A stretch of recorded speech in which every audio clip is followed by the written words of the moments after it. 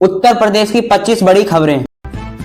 पश्चिमी उत्तर प्रदेश की राजनीति में 10 फरवरी से आसपास सबसे बड़ी हलचल राष्ट्रीय लोक दल आरएलडी के नेता जयंत चौधरी ने लेकर थी। केंद्र सरकार द्वारा उनके दादा और पूर्व प्रधानमंत्री चौधरी चरण सिंह और भारत रत्न देते ऐलान के बाद जयंत ने तेवर पूरी तरह बदलाव करे हैं। उन्होंने मीडिया के सामने आकर साफ कहा है कि अब भाजपा के साथ हाथ मिलाकर मैं उन्हें कोई भी जिक्र नहीं है और अब मैं किसी के मुंह के माना करूंगा। इस फैसले से समाजवादी पार्टी के साथ उनके पुराने गठबंधन को लगभग खत्म कर दिया है और पश्चिम यूपी के चुनावी समीकरणों को भी पूरी तरह पलट कर दिया है। जयंत ने इस कदम के जाट समुदाय को किसान के बीच भाजपा की पकड़ मजबूत होने की उम्मीद जताई गई है, क्योंकि चौधरी चरण सिंह किसान के सबसे बड़े मसीहा माने जाते हैं। हालांकि किसान संगठनों के कुछ नेता इस फैसले से नाराज दिख रहे हैं, लेकिन चुनावी गणित के हिसाब से यह भाजपा के लिए एक मास्टर स्ट्रोक साबित हुआ है। अब चर्चा इस बात पर होने लगी है कि रालोद एनडीए गठबंधन में कितनी और कौन सी सीटें मिलेंगी, जिसमें भागवत और बिजनौर के जैसे सीटों के नाम सबसे बड़े आगे रहे हैं। विपक्षी खेमी ने इस घटनाक्रम को काफी बेचैनी देखी गई है, क्योंकि सपा कांग्रेस गठबंधन को पश्चिम यूपी के एक बड़ा झटका लगा था। जयंत चौधरी ने अपने कार्यकर्ताओं को भी नए गठबंधन के लिए तैयार रखने के निर्देश जारी कर दिए हैं। पुराने किले और किस्मों में बुलाकर आगे बढ़ने की बात कही है। फरवरी के दूसरे हफ्ते में समाजवादी पार्टी ने वरिष्ठ नेता स्वामी प्रसाद मौर्य ने बयानों ने पार्टी के भीतर एक ही बड़ा विवाद खड़ा कर दिया था। मौर्य लगातार धार्मिक ग्रंथों में परंपराओं पर तीखी टिप्पणियां कर रहे थे, जिससे सपा अन्य विधायक और नेता अजय महसूस करने लगे थे। मनोज पांडे ने अन्य कई वरिष्ठ नेताओं के अखिलेश यादव से मिलकर शिकायत की थी। मौर्य की बयानबाजी से हिंदू वोटर पार्टी से दूर हो रहे अखिलेश यादव ने इस इशारों में ही एक संदेशा दिया कि पार्टी किसी भी निजी विचारों पर समर्थन नहीं करती है, जिससे मौर्य नाराज हो गए।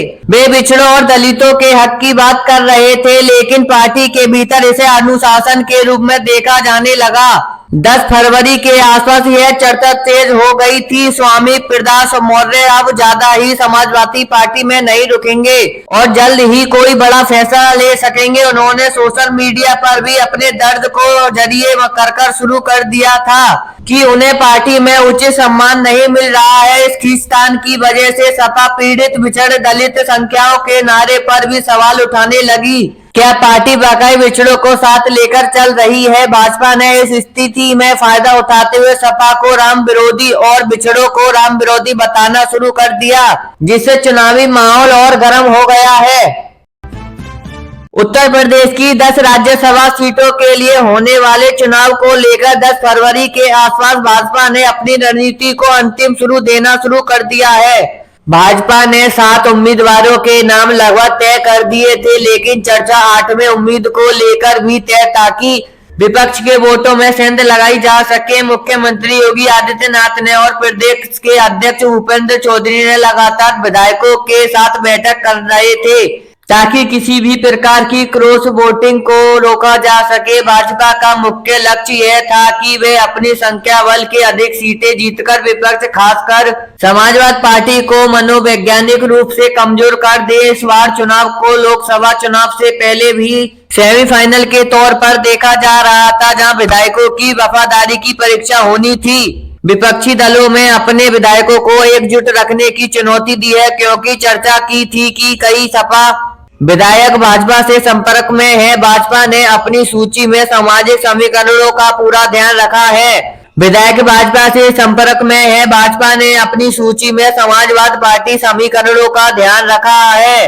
और अलग अलग जातियों के नेताओं को जगह दी, ताकि लोकसभा चुनाव में इसका लाभ मिले। राज्यसभा की यह लड़ाई सिर्फ संख्या की नहीं बल्कि राजनीति रसूख की भी बन गई है, जिससे भाजपा काफी हावी नजर आ रही है। नामांकन की तारीखों की करीब आते ही नकलों की राजनीति गलियारों में विधायकों से जोड़ते तोड़ते और बैठकों का दौर आधी रात तक चल रहा है।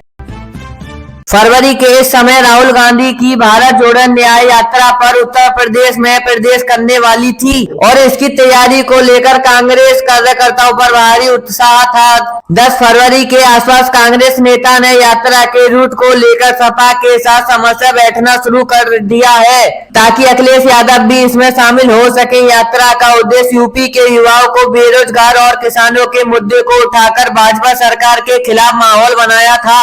राहुल गांधी की यह यात्रा चंदौली से प्रवेश का वाराणसी, अमेठी और रायबरेली जैसे कांग्रेस से पुराने गठों को होकर गुजरने वाली थी। कांग्रेस को उम्मीद थी कि इस यात्रा के जरिए वे अपने पुराने वोट बैंक के द्वारा सक्रिय पा सके और गठबंधन में अपनी सौदेबाजी की ताकत बढ़ा पा सके। हालांकि जयंत चौधरी ने एनडीए के जाने की खबर से कांग्रेस के इस रणनीति को थोड़ा कमजोर जरूर किया था, लेकिन पार्टी ने अपने ध्यान पूर्वी यूपी पर केंद्रित रखा था। प्रियंका गांधी ने भी इस यात्रा में शामिल होने की खबर भी थी, जिससे महिला मतदाताओं के बीच एक सकारात्मक संदेश जाने की उम्मीद थी। भाजपा ने राहुल गांधी इस यात्रा में पर्यटक यात्रा बनाकर इसका मजाक उड़ाया, जबकि कांग्रेस ने इस देश को जोड़ने के लिए एक गंभीर कोशिश कराए यात्रा की। यात्रा के दौरान राहुल गांधी के द्वारा किए जाने वाले रोड शो और जनसभाओं के लिए स्थिति प्रशासन ने अनुमति लेकर प्रक्रिया के इसी समय जोर शोर से चल रही थी।